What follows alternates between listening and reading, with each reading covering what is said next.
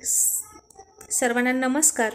Tanvi Arjun love स्टोरीचे 109 episode आपल्या चॅनलवर upload केलेले आहेत. कृपया ही कथा पहिल्यापासून ऐकण्यासाठी आपल्या चॅनलला भेट द्यावी. आता अर्जुन सर थोडे जास्त नाराज होते. मॉर्निंग तर गुड होती, पण त्यांचा फेस सॅड होता, कारण त्यांची बायको माहेरी निघाली होती.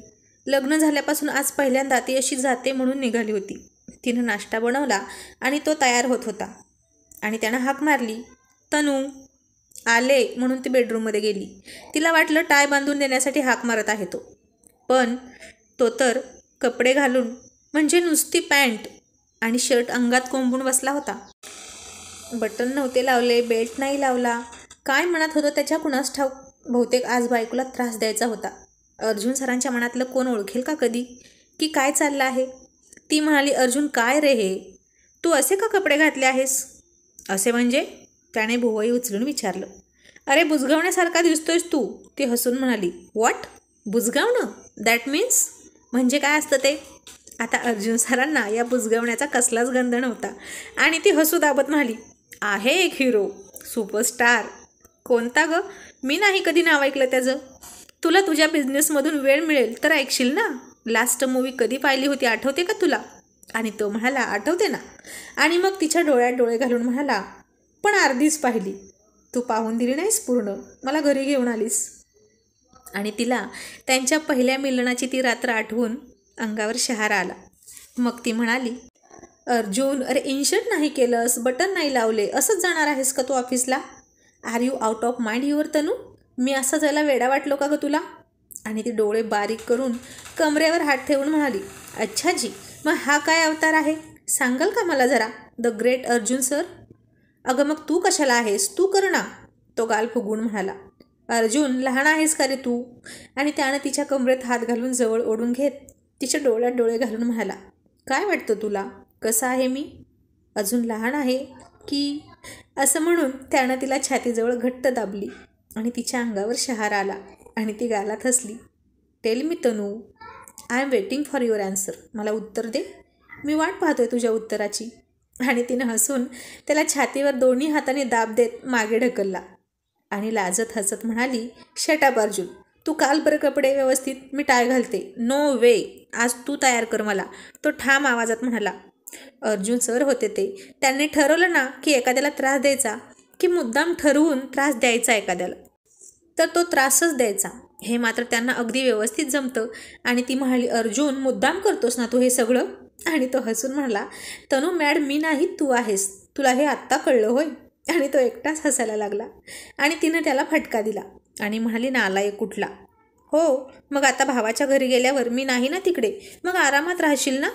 अर्जुन मी 5-6 दिवस जाणार आहे फक्त, वर्षभर नाही. तनू हे 5-6 दिवसच मला वर्षासारखे वाटत आहेत. आणि आता मला कळतंय की मी अमेरिकेला गेल्यावर तुझं काय होत असेल. खूप अवघड आहे ग माझ्यासाठी तुझ्याशिवाय या घरात राहणं. अर्जुन तुला ऑफिसची कामं आहेत ना, ती दिवसभर कर. आणि तो म्हणाला, ती दिवसभर आहेत ग, पण रात्रीचं काय, या घरात पाऊल ठेवू वाटणार नाही मला. असं म्हणून त्यानं तिला मिठी मारली आणि त्याचा कंठ दाटून आला.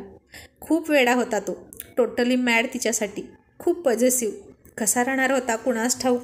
जितका चिडका रागीट, आतून तितकाच हळव्या मनाचा, मेनासारखा. पण त्याची ही बाजू अशा प्रसंगी दिसत होती. हळव्या अर्जुनला कठोर मनाच्या अर्जुनने दाबून टाकलं होतं. आणि ती म्हणाली, अर्जुन मी मेडला सगळं सांगितलं आहे, तुझ्यासाठी नाश्ता, टिफिन, डिनर बनवेल ती, ओके. आणि नोकरांनासुद्धा सगळं सांगितलं आहे. आणि तो म्हणाला, बट व्हॉट अबाउट नाईट, रात्रीचं काय तनू, तू येशील झोपायला आणि सकाळी जा, मी तुझी सगळी व्यवस्था करतो. आणि ती हसून म्हणाली, नॉट पॉसिबल अर्जुन. आणि तिनं त्याचा हा प्रस्ताव झिडकारून लावला म्हणून त्याने तिला आणखीन त्रास द्यायचं ठरवलं. मग ती टोमणा मारत म्हणाली, अर्जुन एवढं तरी का घातलंस रे, तेही मीच घातलं असतं ना. आणि ती रात्री झोपायला यायला नाही म्हणाली ना, मग आता आणखीन त्रास द्यायचा प्रयत्न करत तो म्हणाला, ओ रिअली, तुला तेही करायचं आहे का, मग हे घे. असं म्हणून त्यानं आता पॅन्ट आणि शर्टही काढला आणि अंडरवेअर आणि बनियनवर बसला. खूप हॉट दिसत होता तो. त्याची पिळदार शरीरयष्टी पाहून ती लाजली आणि म्हणाली, ओ गॉड, अर्जुन किती वेडा आहेस रे तू. तुला उशीर होत नाही का आत्ता, मी सुट्टी घेईन, तुला काय करायचं आहे. आणि मग तिने याचं काहीच होऊ शकणार नाही असं तोंड करून त्याला म्हणाली, ये. मग तो नुसते हात वर करून उभा राहिला बुजगावण्यासारखा. मग तिने त्याला कपडे घालून त्याच्या शर्टची बटणे लावली, त्याचा इनशर्टसुद्धा केला आणि टाय बांधू लागली आणि चिडून म्हणाली, अर्जुन बेबी, शू कुठे आहेत तुझे? ते पण घालू दे ना. तसं त्याने तिच्या केसांचा क्लिप काढून तिचे केस मोकळे केले. आज तिचा पिरियड्सचा 3रा दिवस होता आणि तो कडक आवाजात म्हणाला, नो दॅट्स इनफ, आता एवढं बास झालं. आणि ती म्हणाली, अर्जुन, उद्या संगीत आहे, तू येशील ना? नो. मी नाही गं, तू एन्जॉय कर. अरे ऑफिस सुटल्यावर ये ना. नाही, नको, आय एम नॉट इंटरेस्टेड, त्यानं वाकडं तोंड करून सांगितलं. काय रे तू पण, मग मी कसं काय एन्जॉय करू तुझ्याशिवाय? सगळे कपल डान्स करतील, मग मी काय करू? मग नको जाऊ तू पण. अर्जुन, आता तू असंच म्हणणार, मला माहीत आहे. माझ्या भावाचं लग्न आहे ना. इथे जर तुझ्या बहिणीचं लग्न असतं आणि मी असं केलं असतं तर तुला कसं वाटलं असतं रे? आता तो शांत झाला. संजना असती ना, तिचंही लग्न करण्याचं वय झालं असतं आता, आणि त्याचीही अशीच तन्वीसारखी गडबड सुरू झाली असती तिच्या लग्नाची. आणि त्याला शांत झालेला पाहून ती थोडी सॅड झाली. तिला असं नव्हतं हर्ट करायचं त्याला, पण काय करणार, असं टिट फॉर टॅट बोलल्याशिवाय अर्जुन सरांच्या लक्षात येतच नाही. त्यामुळे ती नकळत बोलून गेली नेहमीप्रमाणे. आणि अर्जुन म्हणाला, ओके जा तू, पण मी डायरेक्ट लग्नात येईन, गॉट इट? अरे मला भेटायला येणार नाहीस तू? आता तर म्हणत होता की. आणि त्यानं तिच्या तोंडावर बोट ठेवलं आणि म्हणाला, या घराबद्दल बोलतोय मी. तू इथे असशील तर, पण तुला तिकडे भेटायला काय येऊ मी? आणि तसंच असतं तर तुझ्याच बरोबर राहायला आलो नसतो का? मग ती गप्प बसली, कारण तिला कळलं की त्याचा प्रॉब्लेम काय आहे. त्याला असं तिच्या माहेरी जाणं, राहणं, तिथलं खाणं आवडत नव्हतं. फार अकडू होता तो. त्याच्या रूल अँड रेग्युलेशनच्या बाहेर तो कधीच जात नव्हता, कुणासाठीच. त्याच्या अर्थी यात काहीच चूक नव्हतं, पण अर्जुन सरांना कोण समजावणार? आणि तिनं त्याला स्कूल बॉयसारखा रेडी केला. आणि तो म्हणाला, तनू तुझी पॅकिंग झाली? हो झाली. आणि तुझे सूट मी ठेवते काढून, ते घालून ये वेडिंग आणि रिसेप्शनसाठी. आणि तो म्हणाला, माझी नको काळजी करू, तू तुझं बघ. तो पुन्हा फार तुटक सुरात म्हणाला. आणि ती अजिजीने म्हणाली, अर्जुन का रे असं करतोस? मग माझं मन कसे लागेल तिकडं? आणि मला जावंसं वाटेल का? मग नको ना जाऊ. त्याला याशिवाय दुसरं काही येतच नव्हतं. सारखा नानाचा पाडा सुरू होता त्याचा. एकदा परवानगी दिली आणि विषय सोडला असं नव्हतं त्याचं, कारण की परवानगी मनापासून दिलीच नव्हती त्यानं. म्हणून ती कधी एकदा जाणं कॅन्सल करते हेच बघायचं होतं त्याला. पण आता तसं होणार नव्हतं.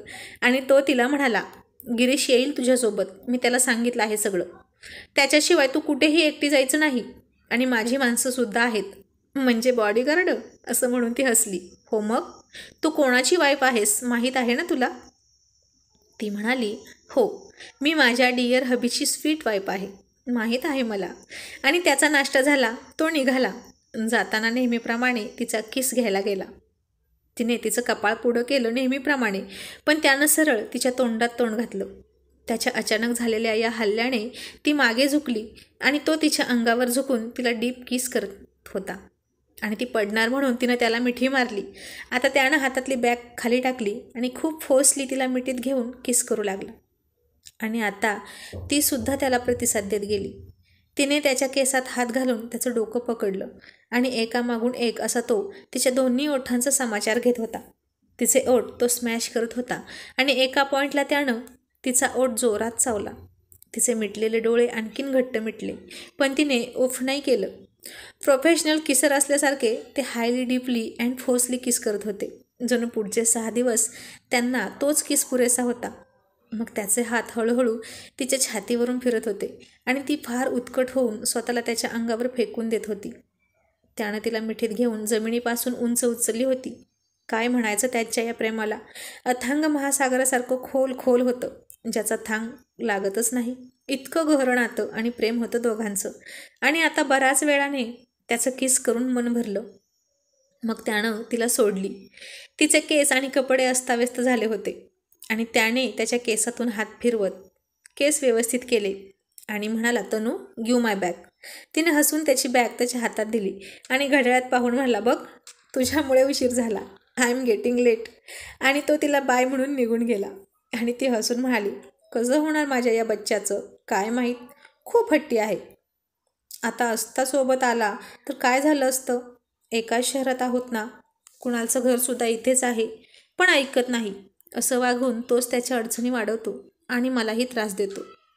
पण त्याचा त्रास आता त्रास वाटतच नाही. स्वीट आहे खूप, माय डार्लिंग हबी.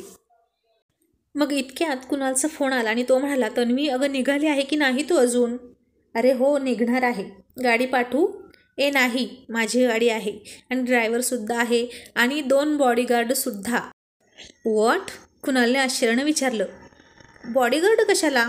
हो मग, मी कोणाची बायको आहे माहीत आहे ना तुला? तन्वी हसून म्हणाली. तुझ्या त्या पिसाळलेल्या मारक्या बैलानं सगळं ठरवलं असेल ना, जसं काय त्याच्या वाईफला कोणी उचलूनच नेईल. तन्वी जरा जास्तच करतोय ना ग तो. आणि तो कधी येणार? अरे तो लग्नात येणार आहे. ओके, पण तू ये बरं लवकर. त्याला तर कधी एकदा तन्वी घरी येते असं झालं होतं. ती घरी येऊन हक्काने वावरू लागली की घराला घरपण आल्यासारखं वाटायचं. पण अर्जुन सरांच्या घरातलं चैतन्य आणि सगळा हॅपीनेस तिकडं चालला होता. त्याचं काय? आता तो ऑफिसमध्ये आला आणि कामात व्यस्त झाला. पण अतुलशी आज जास्त बोलत नव्हता, नेहमीसारखं. थोड्या वेळाने त्यानं अतुलला फोन करून म्हणाला, अतुल कम हिअर. त्यानं त्याला आत बोलावलं आणि म्हणाला, त्या परवा आलेल्या क्लायंटची फाईल आण आणि माझ्या टेबलवर ठेव. Okay sir. असं म्हणून अतुल अजून थोडा वेळ तिथेच रेंगाळला. पण अर्जुन काहीच बोलला नाही. अतुल मनात म्हणाला, आज काहीतरी बिनसलेलं दिसतंय अर्जुन सरांचं बहुतेक. तन्वी मॅडमसोबत भांडण झालेलं दिसतंय म्हणून आज अपसेट आहेत. यांना आणखीन जास्त नको बोलायला, नाहीतर हा धूमकेतू माझ्या मागे लागायचा. असं म्हणून तो गुपचूप बाहेर गेला. इकडे तन्वी निघाली. तिच्या मागे बॉडीगार्डची गाडी आली. पण आणखीन कोणीतरी आहे की जे तिला घरी निघाल्यापासून फॉलो करत आहे असं तिला वाटत होतं. पण तिला घाबरण्याची गरज नव्हती. तिच्यासोबत अर्जुनची माणसं होती. पण कोण आहे ते कळत नव्हतं. नाही म्हटलं तरी ती थोडी अस्वस्थ झाली. ती गाडी ब्लॅक काचेची होती आणि आतलं काहीच दिसत नव्हतं. पण ती गाडी कंटिन्यू तिच्या गाडीच्या मागेच होती. आणि जेव्हा तन्वी कुणालच्या घरी पोहोचली तेव्हा ती गाडीसुद्धा काही अंतरावर थांबते. आणि त्या व्यक्तीने कोणाला तरी फोन केला आणि तन्वीचं लोकेशन त्या माणसाला पाठवलं. आता लंच ब्रेक झाला. अतुल अर्जुन एकत्र होते. अर्जुननं दुपारी कॅन्टीनमध्ये लंच केला. अतुलने विचारलं, आज घरचा टिफिन नाही का सर? मॅडम बऱ्या आहेत ना? Yes, she is fine. पण अरे कुणालचं लग्न आहे 16 तारखेला आणि उद्यापासून संगीत, मेहंदी, हळद अँड ऑल. म्हणून ती आज गेली आहे. आणि गिरीशलासुद्धा मी तिच्यासोबत पाठवलं आहे. आणि अतुल म्हणाला, ओ ओ ओ, तरीच सकाळपासून अर्जुन सरांचं मूड आणि तोंड असं लटकलेलं आहे तर कोणाला तरी बायकोची आठवण येते वाटतं. होय ना सर? असं अतुल हळूच हसत म्हणाला. आणि मग अर्जुन म्हणाला, मग येणारच ना? तुला नाही येत वाटतं तुझी बायको माहेरी गेल्यावर आठवण? आणि अतुल म्हणाला, अहो मला तर ती माहेरी गेली की खूप आनंद होतो. किती फ्रीडम मिळतं माहीत आहे ना? मग तुम्ही का इतके दुःखी आहात? सर एन्जॉय करा हे दिवस. आणि अर्जुन त्याला रट्टा मारत म्हणाला, यू फुल डफर. कोणासोबत एन्जॉय करू? तुझ्यासोबत? Are you out of your mind Atul? अरे इथे ती गेली या कल्पनेने माझा अर्धा जीव निघून गेला आहे आणि तू असं बोलतोस? अतुल त्याला समजावत म्हणाला, सर बी प्रॅक्टिकल. अहो मॅडम आतापर्यंत गेल्या होत्या का? नाही ना. आणि असंच कारण असल्याशिवाय तर नाहीतच ना गेल्या त्या. लग्न आहे त्यांच्या भावाचं आणि तुम्हालासुद्धा माहीत आहे. But your mind is not accept this situation. पण तुमचं माइंड ते ॲक्सेप्ट करत नाही. अहो माझ्या बायकोच्या भावाचं लग्न होतं तेव्हा महिनाभर जाऊन राहिली होती ती. आणि अर्जुन म्हणाला, रिअली? खरंच? आणि तुला करमत होतं तरी? हो मग. नाहीत ऐकत अशा वेळी बायका. जातातच हक्काने आणि तेवढाच आपल्याला चेंज मिळतो. अर्जुन म्हणाला, खाक चेंज मिळतो. आता अर्जुनला तन्वी फक्त 6 दिवस गेली तर करमत नव्हतं. पण तिनं त्याच्या सांगण्यावरून इथूनच शक्य तेवढी कामं केली. आणि त्याची बायको इतरांच्या बायकोसारखी हट्टी नाही म्हणून थोडं बरं वाटलं. आणि आता तो 10 वाजेपर्यंत एकटाच ऑफिसमध्ये बसला होता. एक वेळ तर त्याला असंही वाटलं की इथेच राहावं, पण नको असं म्हणून मग तो घरी जाण्यासाठी निघाला. आणि घरात गेल्या गेल्या नेहमीप्रमाणे त्यानं किचनमध्ये पाहिलं, त्याला ती दिसली नाही. मग बेडरूममध्ये पाहिलं, स्टडीमध्ये पाहिलं तरी त्याला ती दिसली नाही. आणि त्यानंतर त्यानं तिला हाका मारायला सुरुवात केली. पण अर्जुन सर हे विसरूनच गेले होते की ती आता तिच्या भावाच्या घरी आहे. तनू तनू कुठे आहेस तू? अशा तो हाका मारत होता. इतक्यात एक सर्वंट आला आणि म्हणाला, सर मॅडम तर सकाळीच गेल्या ना? तुमच्यासाठी डिनर वाढू? तयार आहे. आणि मग अर्जुनच्या लक्षात आलं, घरात आल्यावर रोज तिला पाहायची सवय होती ना त्यांना, म्हणून तर विसरून गेला होता तो. आणि तो म्हणाला, नको मला डिनर, मी झोपतोय, तू जा. पण सर मॅडमनी सांगितले. की तुम्हाला डिनर खाऊच घालायचा, असं म्हणून तो तिथून जाईना. आणि तो गालात हसत म्हणाला, बरं वाढ, मी आलोच फ्रेश होऊन. मग अर्जुनने कसे बसे 4 घास खाल्ले. आता बेडरूममध्ये सुद्धा त्याला अजिबात झोप येत नव्हती. ती अख्खी बेडरूम त्याला खायला येत होती. ती बेडरूमसुद्धा तिला मिस करत होती, त्याच्या इतकीच. त्याला जिथे तिथे तन्वीच दिसत होती. त्याच्या शेजारी खटाळपणे हसून त्याला डोळा मारणारी, माय sweet hubby म्हणणारी, oh my dear जानू अशी लाडानं हाक मारणारी. तिने तर एकही फोन केला नाही दिवसभरात. खूप बिझी असणार ती. मग त्यानं कपाटातून तिची एक साडी घेतली आणि जवळ घेऊन झोपला. आणि झोपताना तिला मेसेज केले, love you sweetheart, I miss you a lot dear, come soon, love you so much dear, good night baby. आणि तो झोपला. आता तन्वीसुद्धा खूप थकली होती, पण झोपताना तिनं मोबाईल पाहिला तर त्यावर अर्जुनचे मेसेज होते मिस यूचे. आणि ते पाहून ती हसली. आणि मग तिनेही त्याला तसेच मेसेज केले, love you so much dear hubby, I also miss you जानू. आणि आजच तर आले ना मी, मग लगेच कशी येऊ? तू घरीच आहेस ना? डिनर केला का? Good night baby, sweet dreams. असं बरंचसं मनात होतं ते सगळं तिनं लिहिलं. पण रात्र खूप झाली होती आणि तो आता तिचे मेसेज सकाळीच पाहणार होता. आता सकाळ झाली आणि पुन्हा सवयीप्रमाणे अर्जुन सरांनी झोपेत असताना तिच्या अंगावर हात टाकला आणि तन्वीला जवळ ओढून घेतली. तिच्या छातीवर डोकं ठेवून हात हातात लॉक करून तो झोपला. तिनं थोडी चुळबुळ केली की तिच्या अंगावर पाय टाकून तिला जेरबंद करायचा तो. तसं ती म्हणाली, अर्जुन ओझं नको ना टाकू माझ्या अंगावर. का गं, नाईटला तर काही नाही म्हणत असं, ओझं वाटतं म्हणून. ती हसून म्हणाली, अर्जुन बदमाशी बंद कर, मला उठू दे. मग उठ ना, मी काय केलं? मग पाय काढ तुझा. ओके. म्हणून त्यानं अजून जास्त अंगाखाली घेतली तिला आणि तो तिच्या अंगावर आला आणि तिने हसून डोळे मोठे केले. अर्जुन तू वेडा आहेस का रे? कोण, मी वेडा आहे का? ओके. असं म्हणून त्यानं आता तिच्या पूर्ण अंगावर येत झोपला. आता तर तिला काय बोलावं हेच कळेना. This man is totally mad असं ती मनात म्हणाली. आणि तो म्हणाला, मी मॅड आहे का? मग त्याने त्याच्या पायाने तिच्या पायावर घासायला सुरुवात केली आणि तिच्या ओठांकडे ओठ नेऊ लागला. ती म्हणाली, नो नो अर्जुन. तो म्हणाला, but I want. Arjun stop this म्हणून तिनं चेहरा वळवायला सुरुवात केली. पण अर्जुन सर ऐकतील का? आणि ती नकार देत आहे, मग तर नाहीच नाही.